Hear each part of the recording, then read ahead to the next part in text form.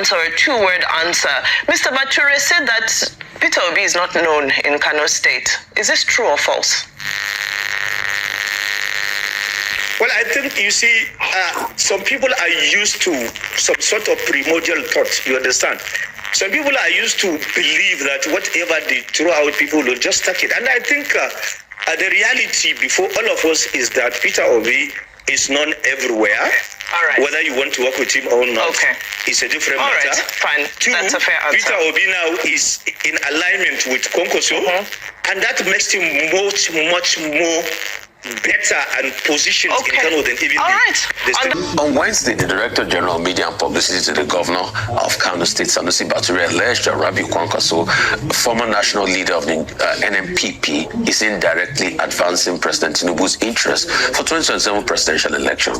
He added that any potential political arrangement between Kwankwaso and Peter Obi will be short-lived and unsustainable, shifting allegiances in Kano politics. Reacting to this, the Kwankwasia movement has dismissed his claim, describing his comments as misleading. Joining us now on the show to reply to the allegations made by Sanusi Bature is Abib Mohammed, spokesperson Kwankwasia movement.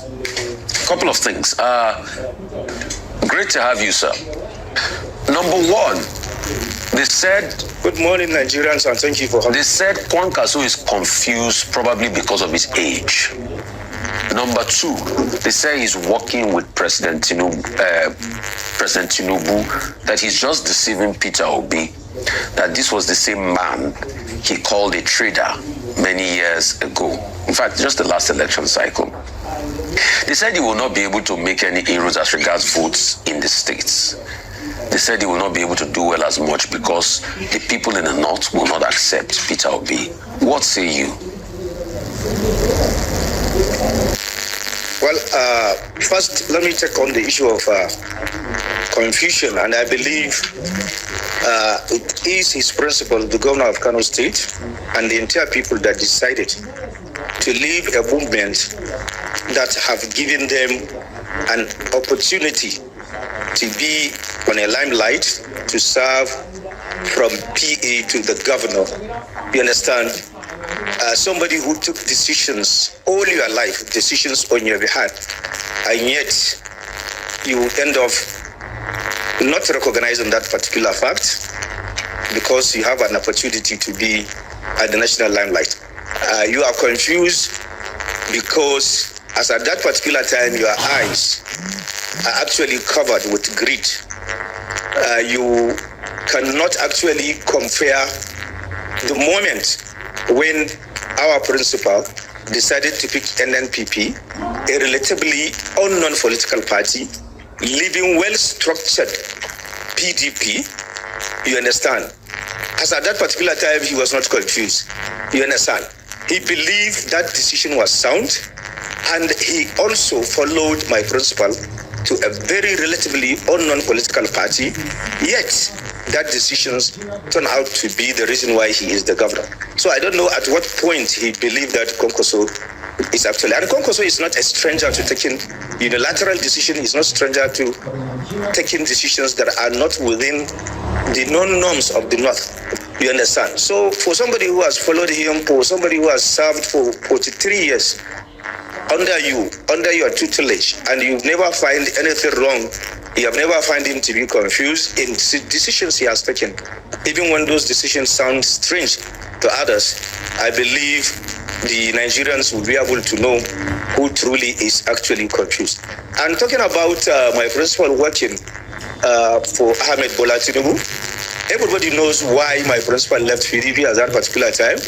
It was a crisis within the party at the zonal level when his candidate was not given a chance, when people from the Northwest establishment believed that Kwankwaso should not be allowed to present a candidate that should be there or leader in that zone, even when that particular position is zoned to Kano State. And he decided to unilaterally prove to the entirety of those people that on his own he can make a decision owing to his belief that the people of Kano State are with him, not because they simply like his space, but because he was able to prove to them that individual aspirations of the young men and women who do not have anybody to to actually propel them to positions that are only being propelled by the big wigs, you understand? Those dreams can only be realized when they are together with Kwankwaso. They have seen the frustrations of his scholarship, of his own political beliefs in individual abilities and in the abilities of those that needed only a push for them to be able to recover their own potentials. So it's not just about working for anybody. As at that particular time, he believes that he has what it takes, you understand? And he has proven consistently to work with all parts of this country. Remember, he was at the forefront of actually working for Obasanjo. Then that is why I was laughing when he said Kwankwaso is against the Southern or Yoruba presidency. You understand? He has proven beyond a reasonable doubt. In fact, it was part of his own belief in Obasanjo that cost him the second term. Yet he has not budged. You understand? He went ahead and continued to maintain the relationship because he believed that Nigeria is just beyond one ethnic nationality. It's beyond one religious. It's beyond one single person. And he has consistently displayed his support when he supported several other people and when he has a lot of established relationship, like the one this Bature is actually portraying, that of the present Bola Tinubu. Everybody knows that they have a long-standing relationship. They have worked severally at the National Assembly as the governors and also as the key people that actually even bring the APC to life. You understand? Collectively, they have known themselves far better than anybody, not even the PA to the Kwankwaso can be able to now measure off or even say or talk about even their relationship. And I believe if Kwankwaso wanted to work with Bola Ahmed Tinubu, he doesn't need anybody to push him to do that.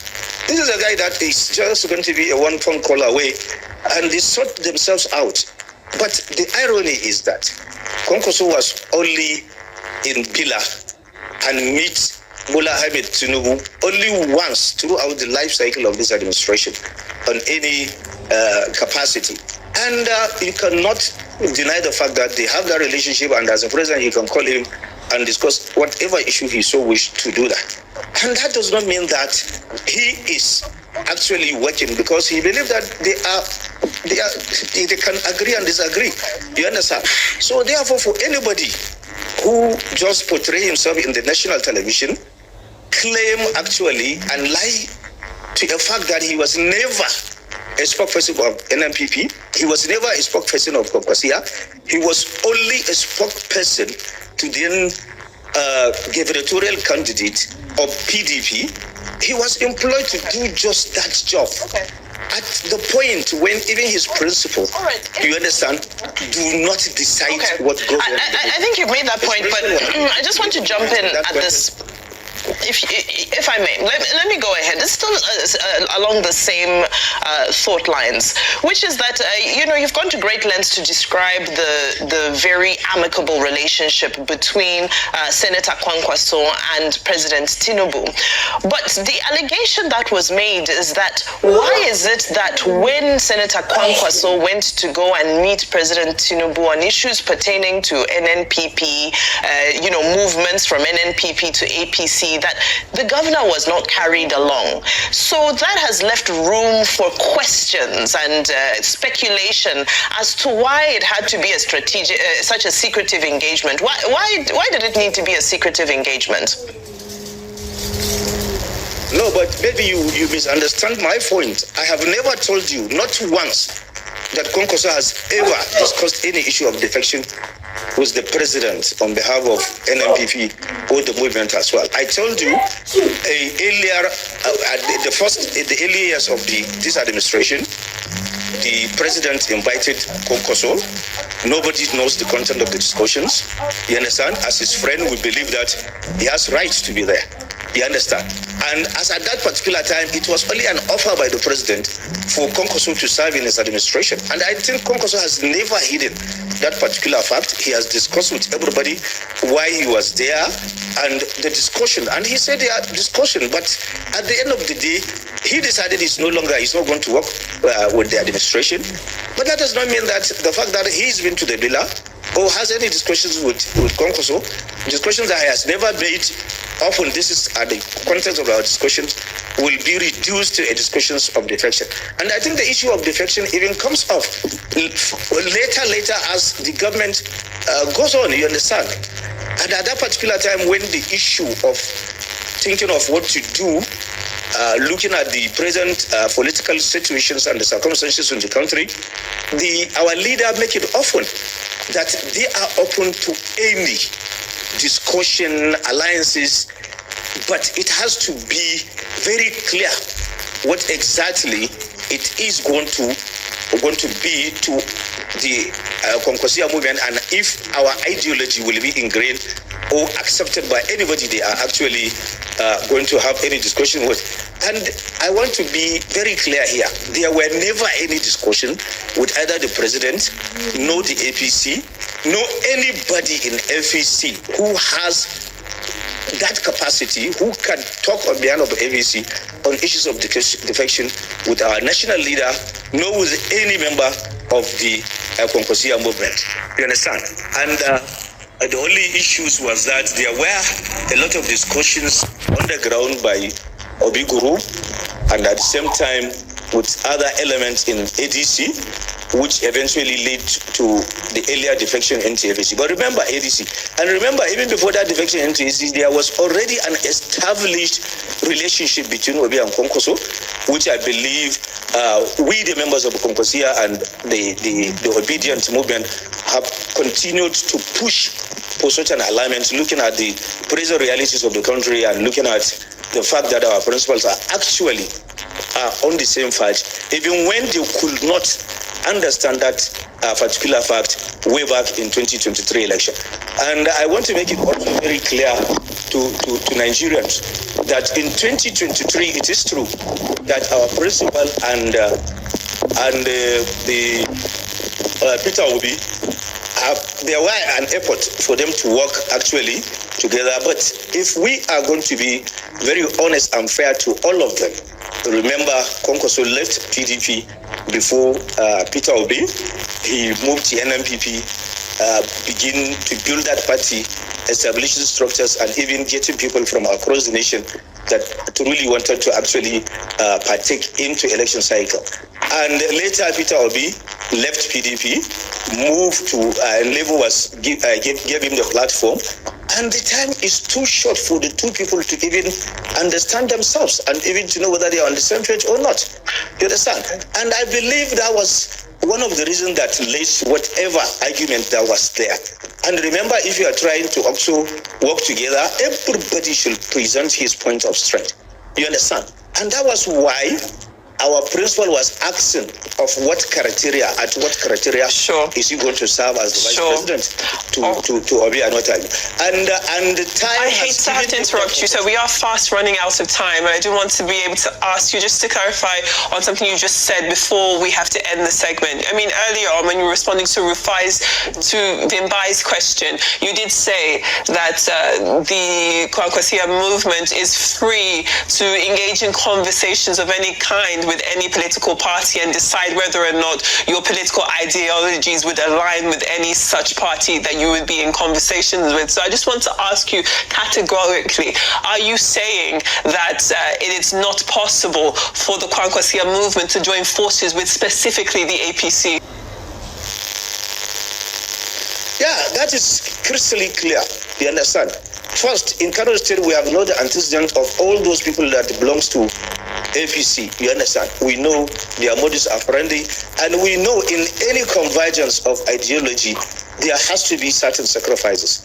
You understand? And we don't think in Kano State we can actually meet together and actually work together with anybody in APC, because we know what APC represents in Kano State. It simply represents Togri, it simply represents a host of so many things that are actually directly in harm way to masses, to people that are downtrodden, which our ideology seeks to protest. And also, even at the national level, we can see from the policies rolled out by the APC, we can see the grandstanding of even the commander-in-chief, where he does not have an inch of feeling as to what happened when he rolled out policies.